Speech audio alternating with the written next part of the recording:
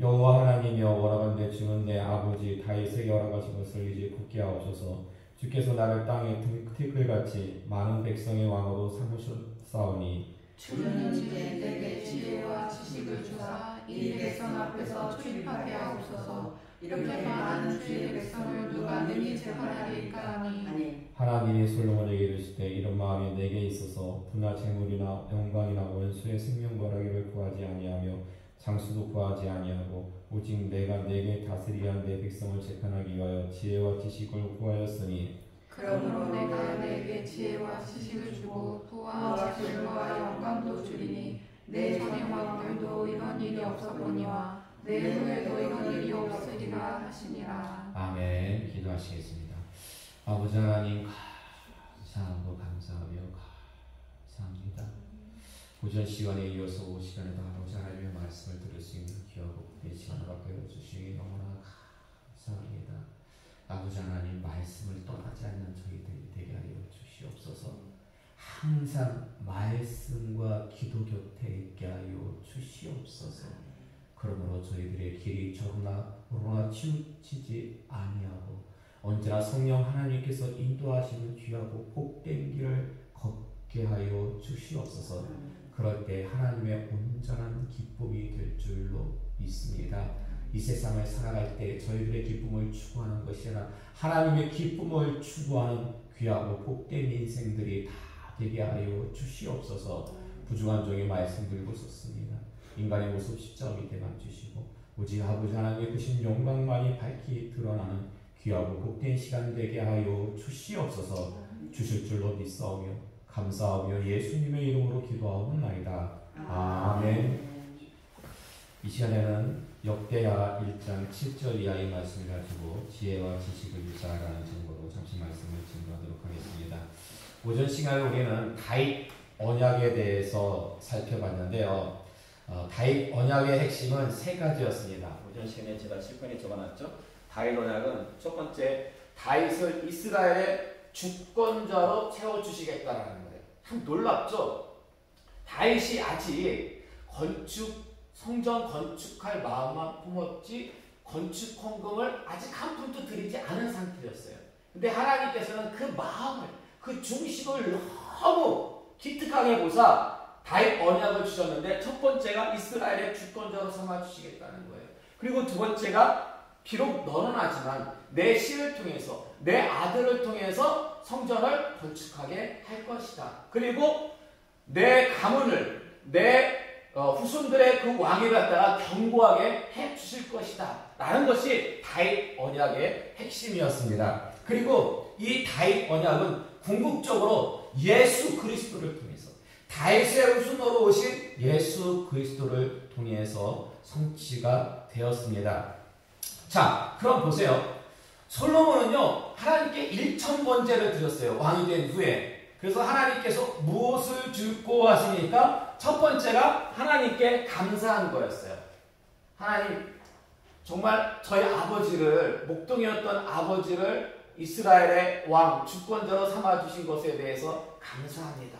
그리고 나 같은 서열로 볼 때도 10번째 아들을 아버지 뒤를 이어서 왕이 되게 하여 주시니 너무나 감사합니다. 먼저 감사하고요. 그런 다음에 지혜와 지식을 구하기에 앞서가지고 지혜와 지식을 구하기에 앞서서 무엇을 구했습니까? 하나님께서 말씀하신, 하나님께서 저희 아버지에게 언약해 주신 그 다윗 언약을 굳게 해달라고 이런 간구를 하나님께 먼저 드렸습니다. 그럼 왜 다윗 언약을 굳게 해달라고 먼저 지혜와 지혜에 앞서가지고 구한 이유는 뭘까요? 제가 볼 때 솔로몬은 이제 막 왕이 됐는데 솔로몬이 왕이 됐을 때의 나이가 20세 전후예요. 요즘 20세면은 어떻게 됩니까? 대학교 1학년이에요. 그러니까 대학교 1학년인데 왕이 된 거예요. 거기에 대한 어떤 긴장감이 있겠죠? 약간의 부담감이 있겠죠? 일종의 그리고 또한 불안감도 있을 거예요. 왜냐하면 이 솔로몬은 자라면서 형들이 반란하는 것을 보면서 자랐어요. 압살롬이 반란을 일으켰죠. 그리고 아도니아가 반란을 일으켰죠. 그렇기 때문에 언제 또 반란이 다시 일어날지 모른다는 어떤 그런 불안감도 아마 있을 것 같습니다. 그래서 먼저 다윗 언약에 근거해가지고 하나님께 구하는 거예요. 왕위가 견고해달라고. 자신의 그 왕위가 견고해지고 또한 맡겨진 사명이 있잖아요.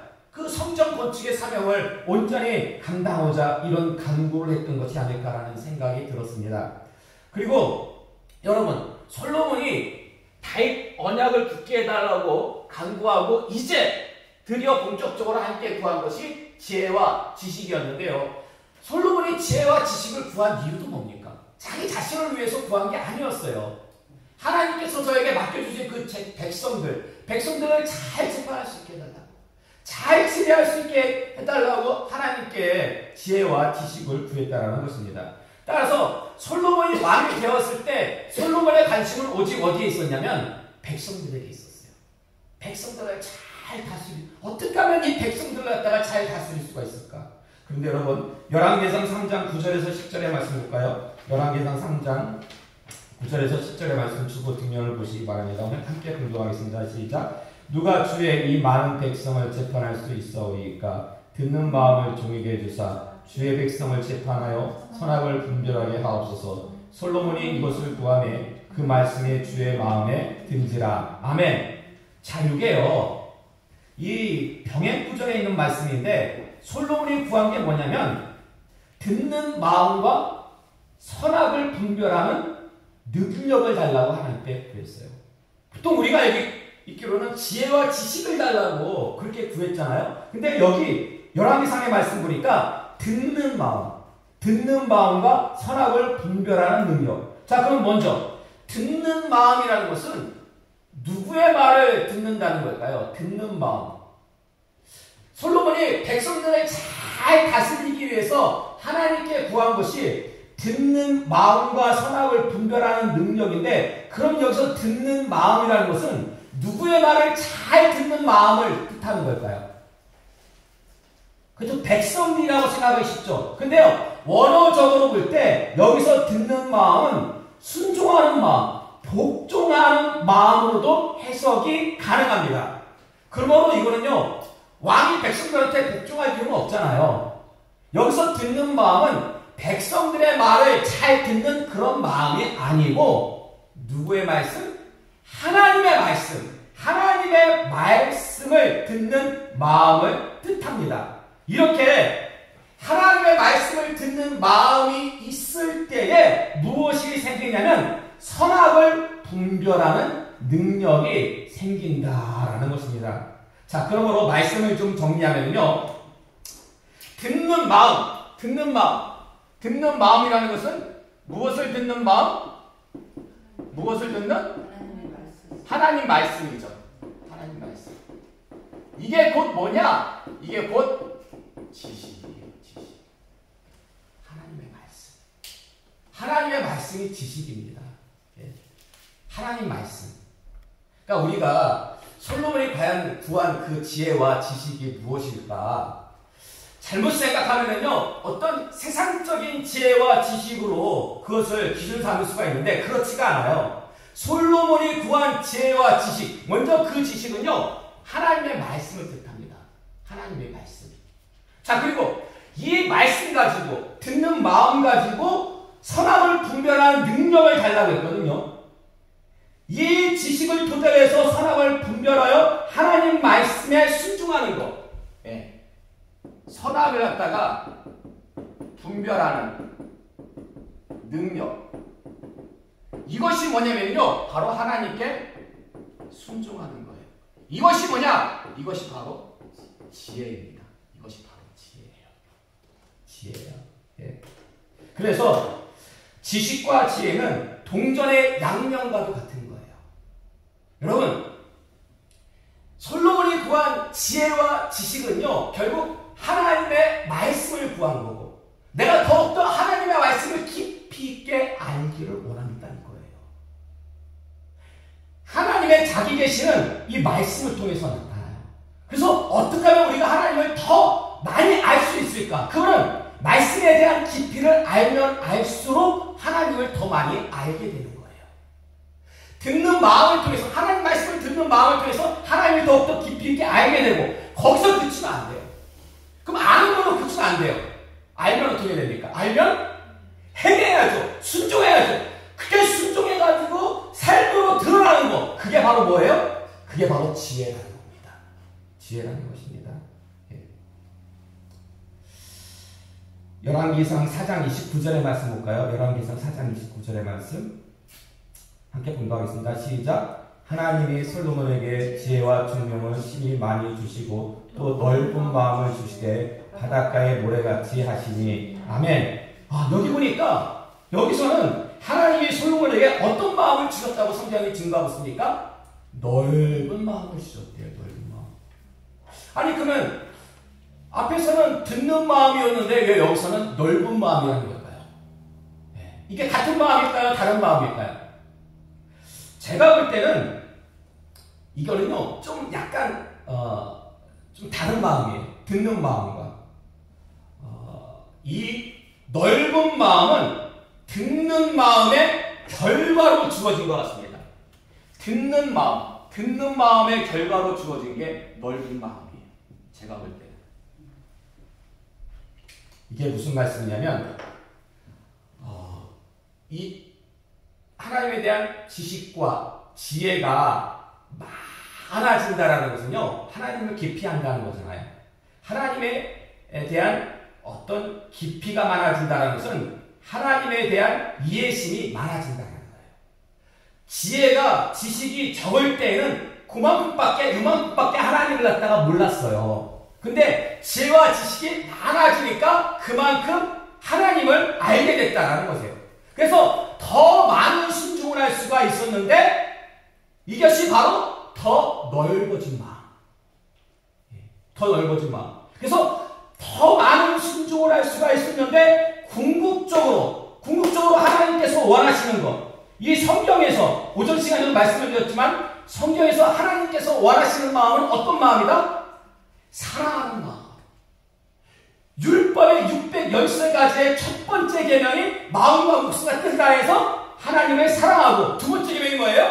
내 이웃을 내 몸같이 사랑하고, 신약에 건너와가지고 예수님께서 우려주신 새 계명도 서로 사랑하라. 심지어 누구까지?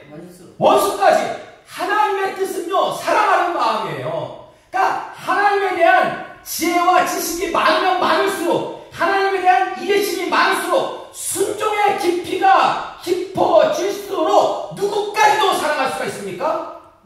원수까지도 사랑할 수 있는 거예요. 원수까지도. 네. 그런 거예요, 여러분. 원수는요 궁극적으로 볼 때 누가 사랑할 수 있는 거예요? 원수는 지혜가 많은 사람이 사랑합니다. 지혜가 많은 사람이 원수를 사랑할 수가 있는 거예요. 그러면 하나님 관점에서 볼 때 분명히 하나님 원수까지 사랑하라 하셨잖아요, 주님이. 그럼 원수를 사랑하지 못하는 자는 뭐가 되는 겁니까? 그만큼 지혜가 없는 자죠. 그만큼 비련한 자죠.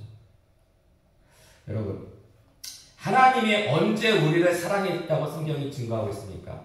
로마서 말씀을 보면은요, 우리가 죄인 되었을 때, 우리가 원수였을 때, 그러니까 우리가 회개하고 돌아왔을 때 하나님이 우리를 사랑한 것이 아니라 죄인 되고 원수 되었을 때 하나님께서 우리를 사랑하셨어요. 왜 그랬을까요?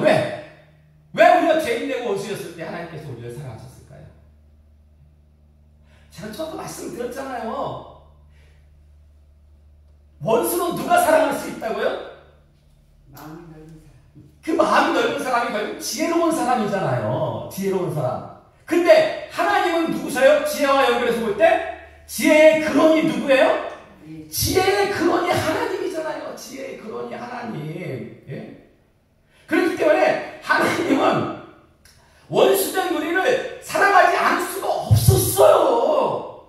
왜냐면 하나님께서 지혜의 근원이시기 때문에. 그러므로 여러분 꼭 기억하시기 바랍니다. 듣는 마음은 지식이잖아요. 이 하나님에 대한 이해가, 이해력과 이해심이 깊어지면 깊어질수록 하나님에 대한 깊이 있는 알미 있을수록 결국 순종하게 되어 있습니다. 그 순종이 삶 가운데 드러나는 게 뭐예요? 그게 바로 지혜라는 것입니다. 그리고 이 지혜가, 그래서 지혜가 우리 삶 가운데 계속해서 확장이 되다 보면은 넓은 마음을 가져요. 넓은 마음을 가져가지고 궁극적으로 누구까지 사랑하게 된다? 원수까지도 사랑하게 되는 거예요. 예. 자, 이제 결론의 말씀을 드리도록 하겠습니다. 솔로몬은 하나님으로부터 듣는 마음과 선악을 분별하는 능력, 즉 지식과 지혜를 받았습니다. 뿐만 아니라 넓은 마음까지 갖게 되었는데요. 보세요. 이랬던 솔로몬이 한 길로 쭉 갔습니까? 아니면 다른 길로 샜습니까? 마지막에 그렇죠. 다른 길로 샜죠. 열왕기상 11장 9절 상반절의 말씀 볼까요? 열왕기상 11장 9장 상반절의 말씀 함께 분석하겠습니다. 시작. 솔로몬이 마음을 들여 이스라엘의 하나님 여호와를 떠남으로 여호와께서 그에게 진노하시니라. 아멘. 솔로몬이요 마음을 돌려서 하나님을 떠났대요. 솔로몬이 왜 떠났습니까? 아니 그렇게 지혜와 지식이 많은 자, 전무후무하게 인류 역사상 예수님 빼고 가장 지혜로운 사람이 누구였을까요? 그렇죠. 왜냐면 하나님께서 지식을 전무후무하게 주셨다고 했으니까 말씀에 근거할 때 솔로몬이 가장 지혜롭고 지식이 많은 사람이었어요. 아니 그런 사람이 왜 딴 길로 샌 이유가 뭘까요? 왜 딴 길로? 마누라를 맞아요. 자, 열왕기상 11장 1절에서 3절의 말씀 볼까요? 열왕기상 11장 1절에서 3절의 말씀 우리 함께 공독하겠습니다. 시작. 솔로몬 왕이 바로의 딸 외에 이방의 많은 여인을 사랑하였으니 곧 모압과 암몬과 에돔과 시돈과 헷 여인이라. 여호와께서 일찍이 이 여러 백성에 대하여 이스라엘 자손에게 말씀하시기를 너희는 그들과 서로 통혼하지 말며 그들도 너희와 서로 통혼하게 하지 말라. 그들이 반드시 너희의 마음을 돌려 그들의 신들을 따르게 하리라 하셨으나 솔로몬이 그들을 사랑하였더라. 왕은 후궁이 700명이요 첩이 300명이라. 그의 여인들이 왕의 마음을 돌아서게 하였더라. 아멘. 그러니까 솔로몬이 마음을 돌려가지고 하나님을 떠난 이유가 무엇입니까? 이방 여인. 그렇죠. 그 떠난 이유는 그 이방 여인들이 솔로몬의 마음을 갖다가 돌아서게 했기 때문인데요. 제가 볼 때 더 근원적인 이유는 성경에 분명히 기록하고 있습니다. 2절 하반절 말씀 보니까 솔로몬이 그들을 어찌하였더라? 솔로몬이 그들을 사랑하였더라. 네. 더 근원적인 이유는요. 사랑하지 말아야 될 것을 사랑했기 때문이에요. 이방 여인들 통혼하지 말라고 했거든요. 하나님께서. 그들 사랑하면 안 됐는데 솔로몬은 정치적인 이유 때문에 그들을 사랑함으로 하나님을 떠나게 되었습니다. 그러므로 여러분 명심하시기 바랍니다. 사랑이라고 해서 다 좋은 거 아니에요. 아, 성경의 핵심이 사랑이구나. 무차별적으로 그래가지고 사랑하면 안 된다라는 거예요. 분별력 있는 사랑이 필요해요. 그 분별력을 어디서 배울 수가 있습니까? 우리가 성경에서. 그래서 지식이 없잖아요. 하나님을 아는 지식이 없으면은 자기 마음대로 막 사랑도 하고 자기 마음대로 하면서 그게 하나님에 대한 열심이라고 하는데 그는 자기만의 열심. 먼저 성경을 바로 알아야 돼요. 듣는 마음이 우리 가운데 온전히 있어야 돼요. 하나님에 대한 깊이 있는 지식이 있어서 그대로 우리가 분별력 있게 행동할 때 지혜로운 사람이라 일컬음을 받을 수가 있다는 것입니다. 그래서 하나님이 원하시는 사랑도요, 분별력 있는 사랑인데, 신명기 17장 17절의 말씀 볼까요? 신명기 17장 17절의 말씀 함께 공부하겠습니다. 시작. 그에게 아내를 많이 두어 그의 마음이 미혹되게 하지 말 것이며 자기를 위하여 은금을 많이 쌓지 말 것이니. 아멘. 자, 이 말씀이 무슨 말씀이냐면 하나님께서 율법에 신명기 모세 때 벌써 주신 말씀이에요. 만약에 너희가 왕을 세우게 되면 왕은 세 가지 조심해야 된다. 근데 세 가지 조심하는데 그 중에 한 가지가 뭐냐? 아내를 많이 두지 말아라. 아내를 두지 말라는 이유가 뭡니까? 성경에 뭐라고 나와 있어요? 미혹되게 되니까 아내를 많이 두면. 근데 보세요. 솔로몬은 후궁이 700명, 첩이 300명, 도와 1000명의 여자들이 주변에서 막 미혹을 하는데 안 넘어갈 남자가 있겠습니까? 더군다나 그들을 사랑해야 돼. 그래서 결국 이 연인들이 솔로몬의 마음을 돌아서게 했는데, 여러분 꼭 기억하시기 바랍니다. 아무리 지혜가 많아도요, 하나님의 말씀과 뜻보다 더 지혜로울 수는 없습니다. 여기에 엄청난 진리가 있어요. 여기에 엄청난 진리. 여러분, 혹시 여러분 살면서 그런 기도 한번 해보신 적 있습니까? 솔로몬보다 더 뛰어난 지혜를 달라고. 혹시 그런 기도해 보신 적 있어요? 주변 사람을 위해서, 혹시 자녀들을 위해서. 아니면 그런 말씀, 근데 그런 말씀 좀 듣지 않았어요? 뭐 설교 시간에 듣는다든지 아니면은 목사님들이 와가지고 이렇게 그 가정을 위해서 기도할 때 그 자녀들이 솔로몬보다 더 뛰어나게 지혜를 갖게 해달라고.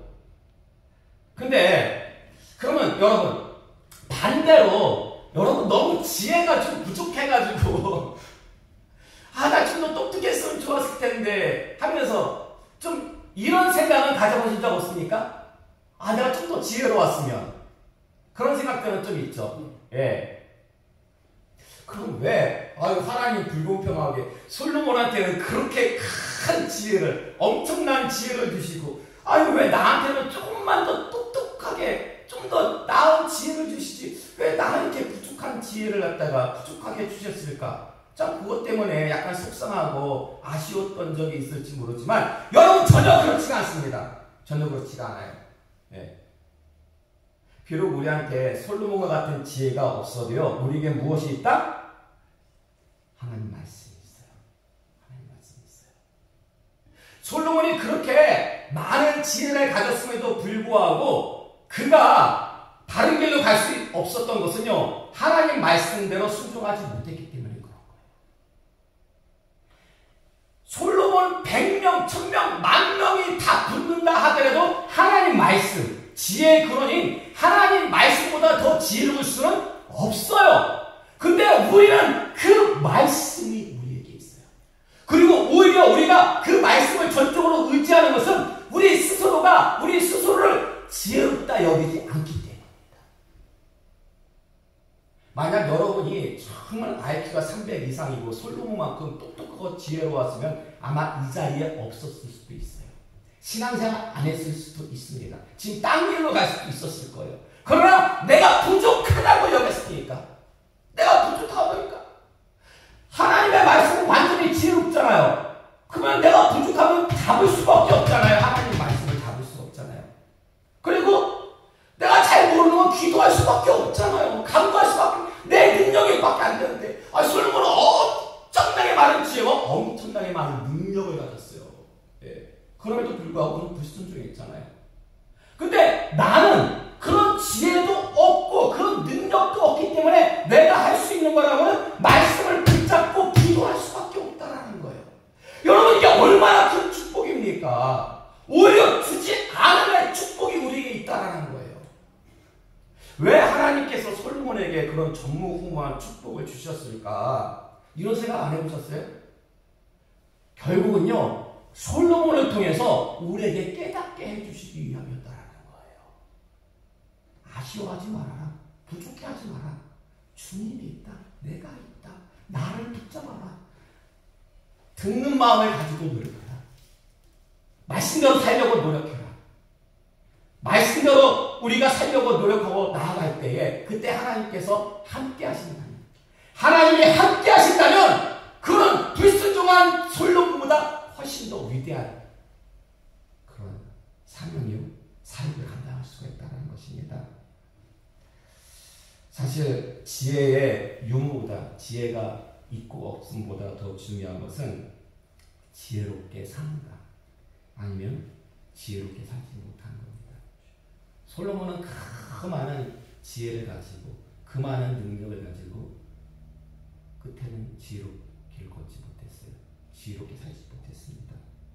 차라리 그거보다 부족해도, 지혜가 좀 없고 연약하고 능력이 없어도 말씀을 붙잡고 그렇기 때문에 기도할 수밖에 없는 우리들의 모습이 더 지혜로운 모습이 아닐까, 더 현명한 모습이 아닐까 감사하시기 바랍니다. 때로는요, 부족함도 우리한테는 감사합니다. 감사해요. 이 시간 나오신 여러분, 그래서 말씀과 기도에 전념하시기 바랍니다. 말씀과 기도에 전념하시고 정말 여러분도 넓은 마음을 가져가지고 누구까지도 사랑하라고요? 어스까지도 사랑하시면은 정말 하나님 마음에 합한 자들이 다 되실 겁니다. 주님 앞에 섰을 때에 딱 한마디만 들으면 돼요. 우리가 주님 앞에 섰을 때 하나님께서 너는 내 마음에 합하다. 이런 귀하고 복된 은혜가 항상 여러분에게 함께 하시기를 주님의 이름으로 축원합니다.